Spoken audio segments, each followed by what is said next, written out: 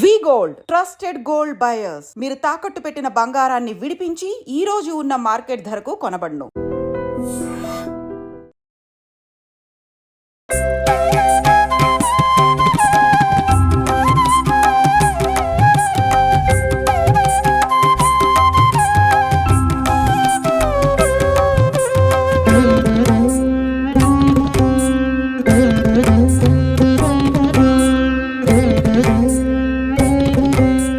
నమస్కారం, welcome to I dream. మన సంస్కృతి కార్యక్రమానికి స్వాగతం. నేను మీ విజిత.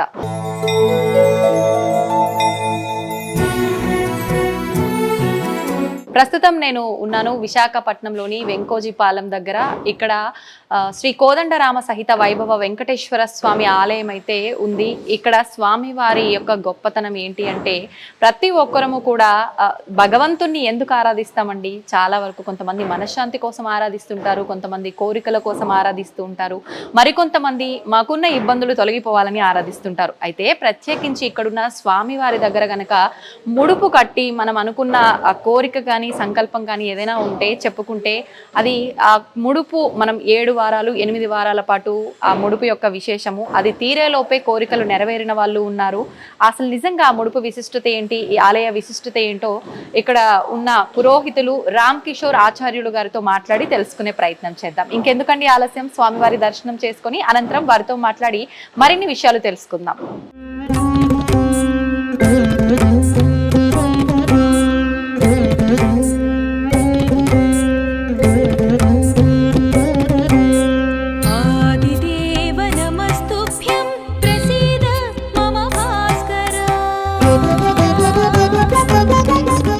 నమస్కారం అండి.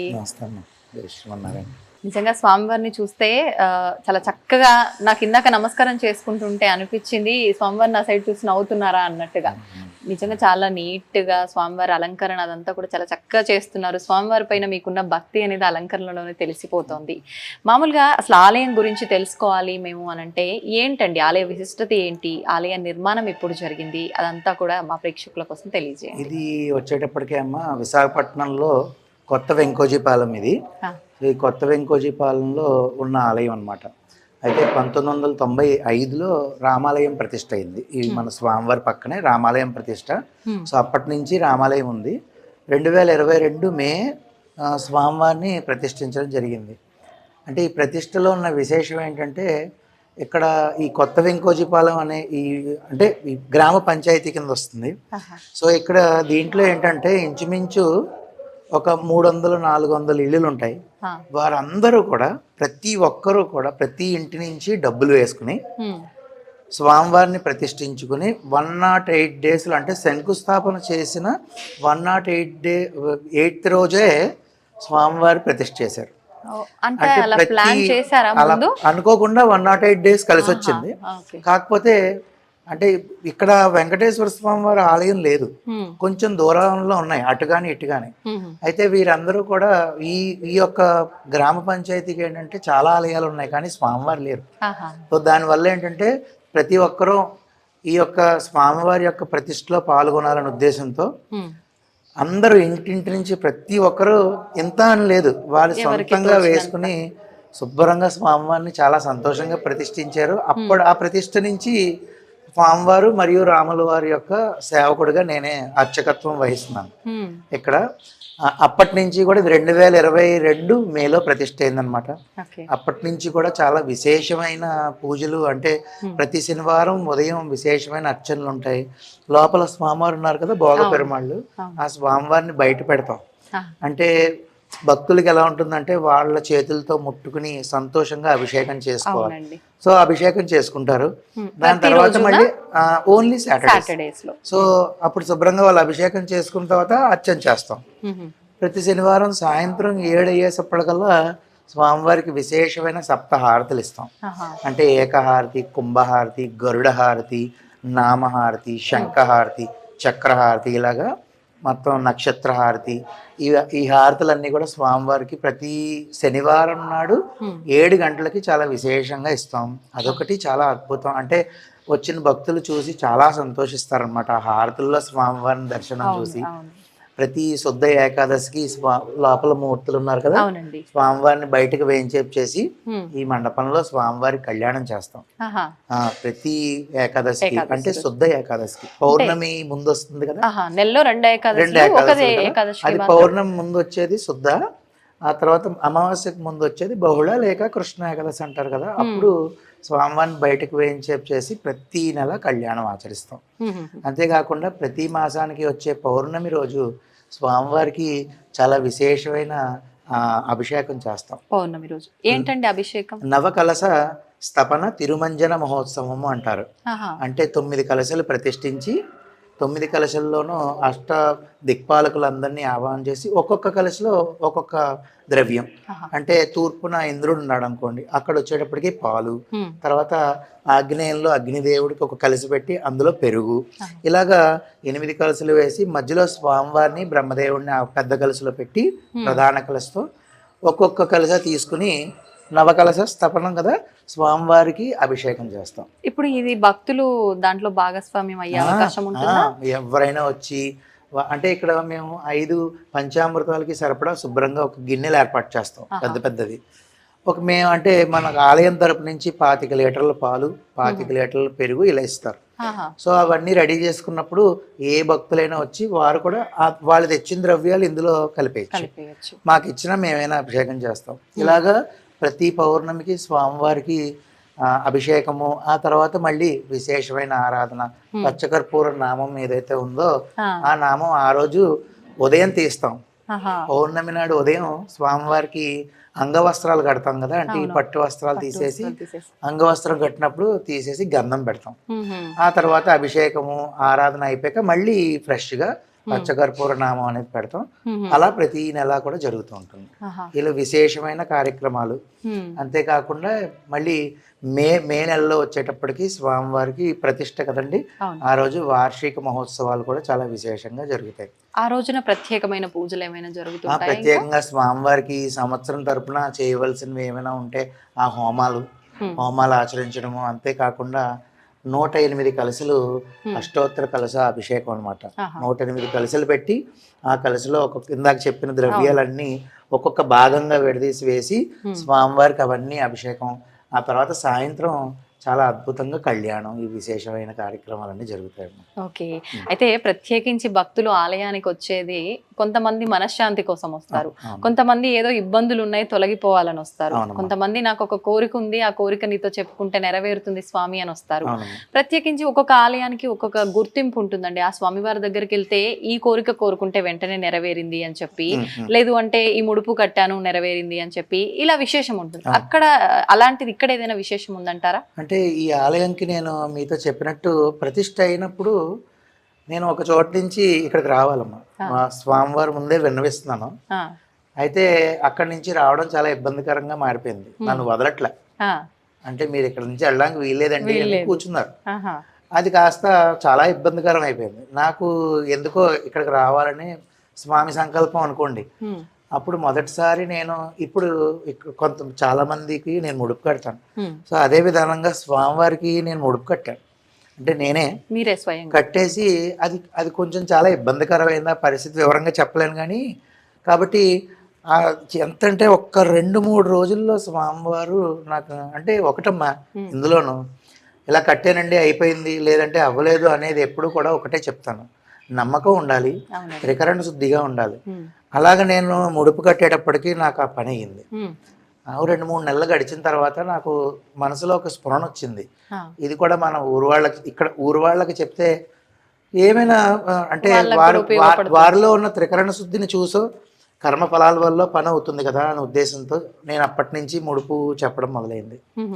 ఈ రోజున అది గురువారం కడితే గురుబలం ఉంటుంది అని మా పెద్దలు చెప్పడంతో ప్రతి గురువారం ఉదయం 8 గంటల నుంచి ముడుపు కడతాం.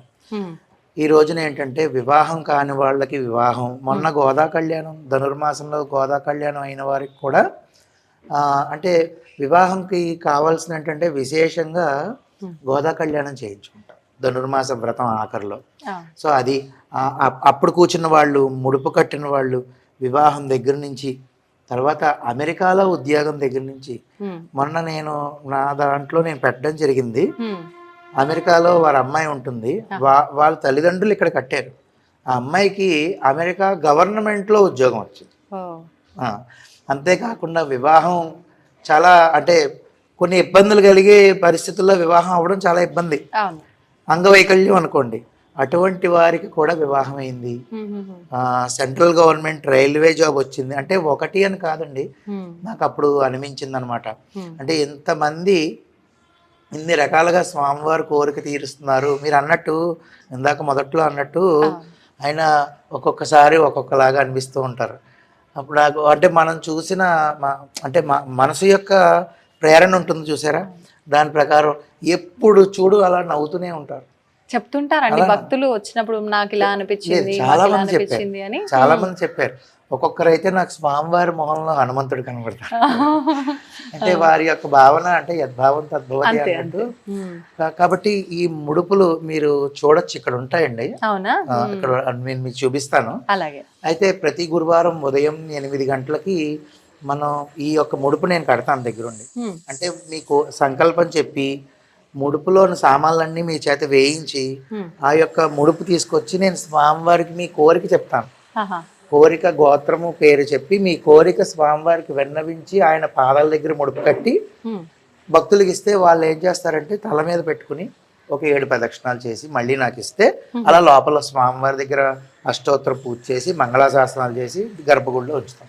మళ్ళీ శనివారం వచ్చినప్పటికీ బయటకి ఇస్తూ ఉంటాం అనమాట. అలాగా 7 వారాలు చేయాలండి. అంటే వాళ్ళ 7 వారాలు ఆలయానికి రావాల్సి ఉంటుందా అండి? ఆడవారికి ఒక వారం, ఒక రోజు పర్వాలేదు, ఒక వారం పర్వాలేదు, అది స్వామికి ఇదే కాబట్టి ఒక వారం తప్పిన మగవారు మాత్రం ఖచ్చితంగా రావాలి. అంటే మగవారు కూడా కట్టొచ్చు ఈ ముడుపులు? అయ్యో సంతోషంగానమ్మా, ఎవరైనా కట్టొచ్చు. మామూలుగా ఈ పూజలు ముడుపులు ఇలాంటివి అంటే ఎక్కువగా ఆడవాళ్ళే ముందుంటారు కదా, అది శాతం ఎక్కువ. అవును, కానీ మగవారి శాతం వాళ్ళు ఉద్యోగం ఇంట్లో ఉంటారు కదా పాప, ఇంట్లో ఉన్న ఆడవారు అందరూ చూస్తారు. మగవారు కూడా సతీ సమేతంగా వచ్చి బోళ్ళంత మంది దంపతులుగా ముడుపు కట్టున్నారు. సో అలాగే 7 వారాలు రావాలి. ఒక వారం వడ్డీ వారం కింద ఒక వారం ఎక్స్ట్రా 8 వారాలు రావాలి. ఈ లోపలనే నిన్న 2 చెప్పెళ్ళారు నాకు. ఒకరికి పాపం చదువుకి విదేశీయానికి వెళ్తుంటే లోన్ శాంక్షన్ అవ్వలేదని కట్టారు. 3 నెలలు అయింది కదా, 3 వారాలు అయింది కట్టి. నిన్న వచ్చి వారు చెప్తుంటే నాకు చాలా ఆనందం అనిపించింది. అంటే వాళ్ళు అనుకున్నది అయిపోయింది. అంటే లోన్ శాంక్షన్ కంప్లీట్ గా 8 వారాలు అవ్వకుండా అయ్యింది. అలాంటి వాళ్ళు చాలా మంది ఉన్నారు. అంతేకాకుండా నిన్నే ఒకళ్ళకి సమ్ ప్రెగ్నెన్సీకి డెలివరీకి ప్రాబ్లం అని డాక్టర్ గారు ముందే చెప్పారు. దానికోసం కట్టారు 7 వారాలండి. నిన్నటితో 7 వారాలు. ఆవిడ అసలు ఆనందానికి అసలు అవధులు లేవు. నేను ఇలాగా వచ్చిన వాళ్ళందరివి నాకు వీడియో తీయాలని ఉంటుంది. అంటే అడిగి తీయించుకోవడం ఎందుకులే అన్న ఫీలింగ్ తో ఉంటాను, కానీ ఏదో మనం చెప్పుకున్నట్టు ఉండకూడదు, వారు భక్తులు చెప్పుకునే వస్తున్నారు అని. నిన్న మాత్రం ఆవిడ ఒక వీడియో, ఏమో ఎంత సంతోషపడిపోతున్నారు కదా, ఒక చిన్న వీడియో తీనా అంటే నా వల్ల 10 మందికి తెలిస్తే సంతోషమే కదా, తీయండి అంటే వీడియో తీసాను. అలాగా ఒక్కొక్కరికి ఒక్కొక్క విధంగా. చాలా మందికి ముడుపు కట్టి 8 వారాలు అయిపోయిన తర్వాత 3 నెలలకి 6 నెలలకు కూడా రిజల్ట్ వచ్చింది. అంటే అది వాళ్ళు చేసుకున్న కర్మను బట్టి ఆలస్యం అవుతుంది అంటారా? చాలా కరెక్ట్ గా చెప్పారు. కొన్ని కర్మ ఫలితాలు ఉండడం వల్ల ఇప్పుడు మనం ఎంత చేసినా ఆ ఫలితం అయితే అక్కడికి పోదు, కానీ కర్మలు తగ్గుకుంటూ వస్తాయి. సో అది కొంచెం సమయం తీసుకోవచ్చు. సో ఆ విధంగా స్వామివారికి ఇక్కడ ఇంచుమించుగా ఒక మాటలో చెప్పాలంటే ముడుపుల వెంకన్న అని పేరు పెట్టుకున్నారు భక్తులు. ముడుపుల వెంకన్న అని పేరు పెట్టుకున్నారు. మేము ఎప్పుడు కూడా గోవిందనామ స్మరణ శనివారాలు చేసినప్పుడు ముడుపుల వెంకన్న వరద గోవింద అని చేసుకుంటాం. అదే విధంగా స్వామివారు ఎంతమంది ఏ విధంగా వచ్చినా సరే వచ్చి అలా మీరు ఇందాక అన్నట్టు మనశ్శాంతిగా కూర్చుంటారు. ఆయన్ని చూస్తూ ఉంటారు కొంతమంది. గోత్రం చెప్పండి అంటే కూర్చుంటాం, కంగారు లేదండి గురుగారు అంటారు తప్ప ఆయన చూస్తూ కూర్చునే అవకాశం ఇక్కడ కూర్చుంటారు, అలా చూస్తూ ఉంటారు. ఒక్కొక్కళ్ళు వచ్చి విపరీతమైన కళ్ళనీళ్ళతో బాధపడిపోతారు. నేనేం మాట్లాడను అంటే వాళ్ళు స్వామితో మాట్లాడుకుంటారు అనే దీంట్లో ఉంటాను. అలాగా అందరూ వింటారమ్మా. స్వామివారు మాత్రం అంటే నేను ఒకటి ఇక్కడ మన స్వామి అని కాదు, నేను నమ్మకంగా త్రికరణ శుద్ధిగా మనసా వాచ కర్మణ మనం ఏ విధమైన పూజ ఆచరించినా అది స్వామివారు అందుకుంటారు అన్నంలో ఎటువంటి సందేహం లేదు. మనం సంశయాస్మ వినస్పతి అంటే ఒకవేళ మనం సందేహం పడ్డామా అది మనం నేను చెప్పలేను. అంటే ముందే అవుతుందో లేదో అనే ఒక సందేహంతో ఏ పని చేయకూడదు, నమ్మకం ఉండాలి. అందులో స్వామికి సంబంధించి మీ ఇష్టదైవం అవ్వనివ్వండి, నా ఇష్టదైవం స్వామివారు అవ్వనండి, శివుడు అవ్వనివ్వండి, ఎవరైనా కూడా మనం త్రికరణ శుద్ధిగా నమ్మి ఆచరిస్తే ఫలితం వచ్చి తీరుతుంది. నాకు ఎంతో మంది ఉన్నారు అలా. ఒక అర్చకుడిగా నిత్య స్వామి సేవ చేసుకునే వ్యక్తిగా స్వామి ముందే చెప్తున్నా, ఎంతో మంది ఉన్నారండి. ఇక్కడ ఈ 3 ఏళ్లలోనే ఎంతో మంది భక్తులు, నాకు ఎంతో ఆనందకరంగా ఉంది. అంటే భక్తుల్ని ఆ విధంగా చూడడము. ఏం కావాలండి మనకి? శ్రీకృష్ణ పరమాత్ముడు ఏమన్నాడంటే, నువ్వు నీ గురించి ఆలోచించుకునే కన్నా నువ్వు సమాజం గురించి ఆలోచిస్తే నీకు ఆటోమేటిక్ గా జరగవలసినవి, నీకు రావాల్సినవన్నీ వస్తాయి అన్నాడు. అలాగా ఇది 10 మందికి తెలిసి 10 మంది కట్టారు, 5గురికి ఉపయోగపడిన మిగిలిన 5గురు అవ్వలేదని బాధపడక్కల్లా. వచ్చారండి ప్రతి శనివారం దూరాబారాలు, ఇక్కడి నుంచి ఎంతో దూరం, పెందుర్తి, శ్రీకాకుళం నుంచి వచ్చి కట్టారు, విజయనగరం నుంచి వచ్చి కట్టారు, ఆ తర్వాత ఆమదాల వలస అని అక్కడి నుంచి వచ్చి కట్టారు. ఇంకొంచెం బాగా దూరమైన వాళ్ళు నన్ను అడిగితే నాకు కట్టాలని ఉంది కానీ నేను రాలేను గురువుగారు అంటే, వాళ్ళ గోత్రం పేరు చెప్పి నేను కట్టాను.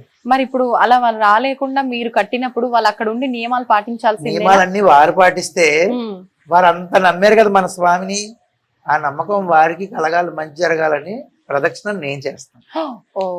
వారి ముడుపులు ఏవైతే ఉంటాయో అలా 3-4 ఉన్నారు. ఒంగోలు నుంచి ఒకళ్ళు అలా కట్టారు, బెంగళూరు, అమెరికా నుంచి ఒక 2 ఇలా ఉన్నారు. వారి కోసం మరి వాళ్ళు నమ్మకం ఇది అవ్వకూడదు కదండి.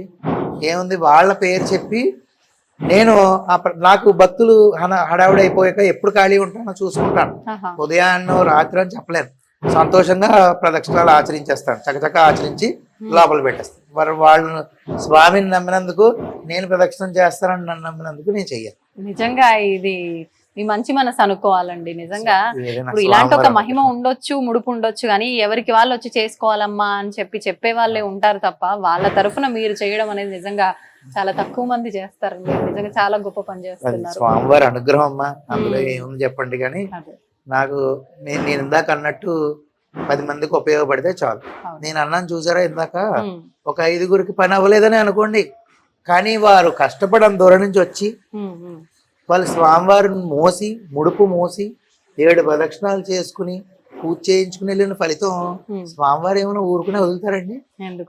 ఇప్పుడు స్వామివారు ఏమంటారు, ఒరే నువ్వు నా వైపు నువ్వు 1 అడుగేస్తే నేను నీ వైపు 10 అడుగులు వేస్తానంటారు. అలాంటిది వచ్చి కలియుగంలో కలియుగంలో గోవింద అంటేనే మోక్షం, అరుణాచల అరుణాచల అరుణాచల అంటేనే మోక్షం, అంతే కదమ్మా పెద్దలు చెప్పిన మాట. అలాంటిది వచ్చి చేసింది ఫలితం వెంటనే రాకపోవచ్చు, కానీ వచ్చి తీరుతుంది, ఖచ్చితంగా వచ్చి తీరుతుంది. ఆ విధంగా భక్తులు ఇక్కడ ఎంతో మంది చాలా సంతోషంగా వచ్చి పూజలు ఆచరిస్తారమ్మా. సంతోషం అండి. నిజంగా స్వామివారి ఆ విశిష్టమైన లీలలు అవన్నీ చూస్తుంటే చాలా సంతోషంగా ఉంది నాకు. మనకు పక్కనే రాముల వారు కూడా ఉన్నారని చెప్పారు కదా, ఆయన గురించి ఒక 2 మాటలు. రాముల వారిని 95లో ప్రతిష్ఠించడం జరిగింది. 1995లో ప్రతిష్ఠించారు. సో అప్పటి నుంచి కూడా ఈ గ్రామం యొక్క పెద్దలు ఎవరైతే ఉన్నారో వారందరూ పూనుకుని ఇప్పుడు లాగే స్వామిలాగే రాముల వారు ఉండాలి, మీకు తెలియదే ఉంది, సందులకి స్వామివారు ఉండాలని ప్రతిష్ఠించడం జరిగింది. అప్పటి నుంచి కూడా చాలా విశేషంగా ప్రతి బుధవారం పూజలు అవుతాయి. అదే కాకుండా శ్రీరామనవమి మాత్రం చాలా, అసలు ఈ ఊరంతా మీరు చూసారు కదా, ఊరంతా ఇక్కడే ఉంటారు. ఎందుకంటే ఇంకా ప్లేస్ కూడా సరిపోదు. స్వామివారికి అంగరంగ వైభవంగా కళ్యాణం చేస్తారు. ఇక్కడ స్వామివారికి ఇప్పుడు ఏవేవైతే భోగాలు, ఉదయమే బాలభోగం అంటే మార్నింగ్ ఏదైతే భోగం స్వామివారికి పొంగలి ప్రసాదం పెడతామో బాలభోగం, తర్వాత మధ్యాహ్నం రాజభోగం, సాయంత్రం శయన భోగం, ఈ భోగాలు పూజలు ఏవైతే జరుగుతాయి అన్ని కూడా స్వామివారికి అదే విధంగా జరుగుతాయి. అయితే శ్రీ వెంకటేశ్వరుడు కలియుగ దైవం అవ్వడము, దాంతో పాటు ముడుపు గురించి అని చెప్పి ఆ స్వామివారు ముందుకు వచ్చేసారు. ఆయనకన్నా ముందు వచ్చింది ఆయనే, రాముల వారే. కాబట్టి అందరూ ఒకటే కదమ్మా, మీకు తెలియదు. కాబట్టి ఆ విధంగా రాముల వారికి కూడా విశేషమైన అలంకారాలు, నిత్యార్చనలు జరుగుతూ ఉంటాయి.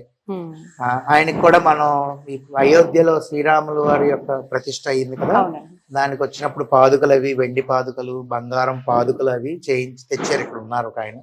ఆయన ఇక్కడ పెట్టి మనం పూజలు చేసి మొన్న బంగారు కోదండం కూడా మొన్న ఇక్కడ పెట్టి పూజ చేయించాం. అది చాలా అందరూ వచ్చి భక్తి శ్రద్ధలతో ఈ ఊర్లో ఉన్న వాళ్ళే కాకుండా ఇప్పుడు ఏమైందంటే ఈ ముడుపులు నేను ఊరు వాళ్ళకి మాత్రమే చెప్పాను కానీ అది నెమ్మదిగా పెరిగి అందరూ చాలా మంది వస్తున్నారు వచ్చి ముడుపులు కట్టుకోవడం.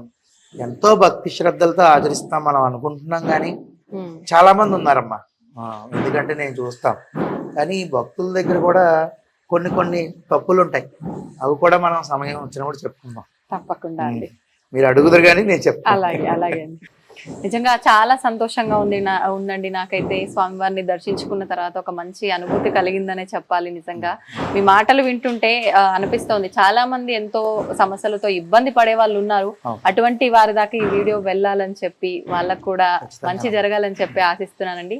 నిజంగా చక్కగా వివరించారు మాకు కూడా ఆలయ విశిష్టత గురించి, స్వామివారి వైభవం గురించి. స్వామివారి అనుగ్రహం, మీరు అంత దూరం నుంచి వచ్చి ప్రత్యేకంగా ఈ యొక్క స్వామివారి దర్శనం చేసుకోవాలి అని చెప్పి మీరు రావడం ఎన్నో నెలల నుంచి వాస్తవానికి మనం అనుకున్నది. అవునండి. కానీ మీకు కుదరక నాకు కుదరక స్వామివారి అనుగ్రహం ఎప్పుడు రాసుంటే అప్పుడే ఈ రోజు రావాలని ఉంది. అంటే స్వామివారు మమ్మల్ని ఇక్కడికి పిలిపించాలనుకున్నారు, మిమ్మల్ని అక్కడికి మేము రమ్మన్నాం కానీ మీకు కుదరలేదు, మేమే రావాల్సి వచ్చింది. మాత్రం వాస్తవం. మీ అందరికీ కూడా స్వామివారి దర్శనం అయ్యిందని చాలా సంతోషం అమ్మా. ధన్యవాదాలండి.